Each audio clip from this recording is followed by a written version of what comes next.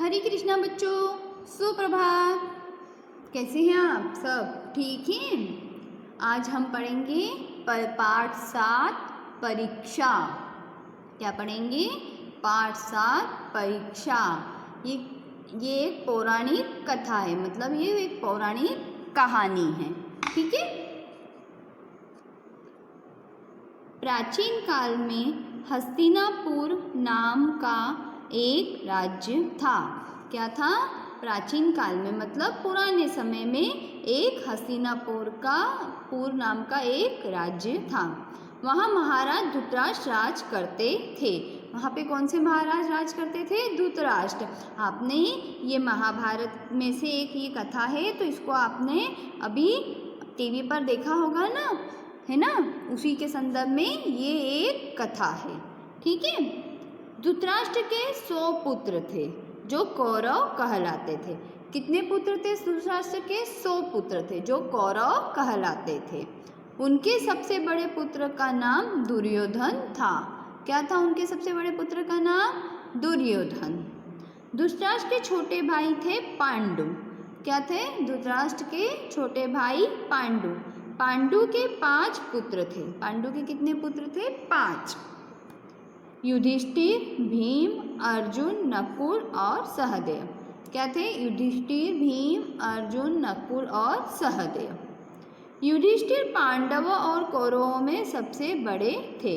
युधिष्ठिर थे, वो क्या थे? पांडव और कौरव दोनों भाइयों के बच्चों में क्या थे? वो सबसे बड़े थे।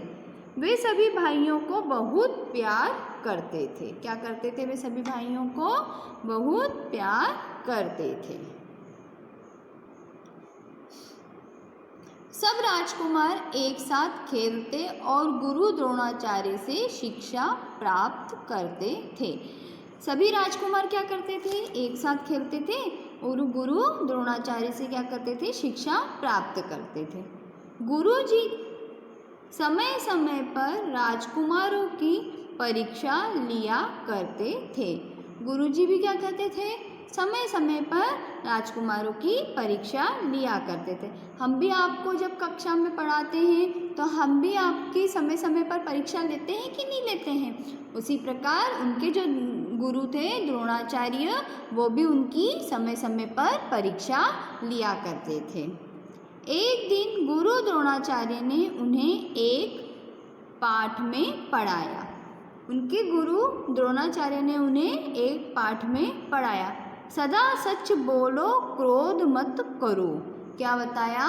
सदा सच बोलो, मतलब हमेशा हमें सत्य बोलना चाहिए, कभी भी झूठ नहीं बोलना चाहिए और हमें क्रोध यानी गुस्सा भी नहीं करना चाहिए।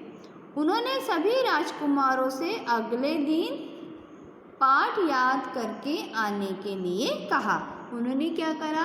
ये पाठ पढ़ाया और राजकुमारों से उसे याद करके आने के लिए कहा। जैसे हम आपको होमवर्क देते हैं, हम भी बोलते हैं ना ये याद करके आना है आपको, उसी प्रकार उनके गुरु ने भी उन्हें यह पाठ याद करने को कहा। सभी राजकुमार पाठ याद करने लगे। उन्होंने पाठ का एक एक शब्द याद कर लिया। उन्होंने क्या करा? पाठ का एक एक शब्द याद कर लिया।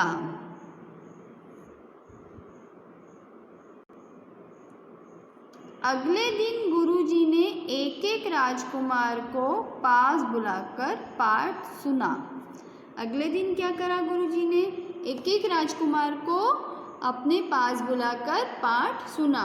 सभी राजकुमारों ने रटा रटाया पाठ गुरुजी को सुना दिया। सभी राजकुमारों ने क्या करा कि उसको रटा रटाया पाठ उन्होंने अपने गुरुजी को सुना दिया। केवल युधिष्ठिर ने ही आधा पाठ सुनाया और कहा, गुरुजी।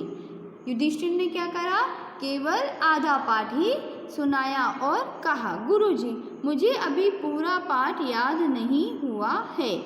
क्या बोला? अभी मुझे पूरा पाठ याद नहीं हुआ है। युधिष्ठिर की बात सुनकर गुरुजी बोले, कोई बात नहीं, बाकी का पाठ कल सुना देना। क्या बोला उन्होंने? कोई बात नहीं, बाकी का पाठ कल सुना देना।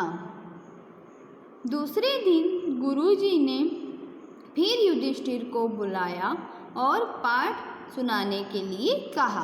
क्या करा गुरुजी ने? दूसरे दिन फिर युधिष्ठिर को बुलाया और पाठ सुनाने के लिए कहा।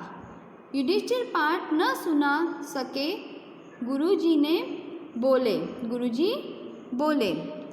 युधिष्ठिर को बुलाया और फिर वो फिर भी पाठ नहीं सुना पाया। देखो, बाकी का पाठ कल अवश्य सुना देना। उन्होंने क्या बोला युधिष्ठिर से कि बाकी का पाठ कल अवश्य सुना देना। जैसे हम भी आपको स्कूल में कक्षा में हम लोग पढ़ाते हैं आपको, उसके बाद हम बोलते हैं ना कि ये याद कर आना है।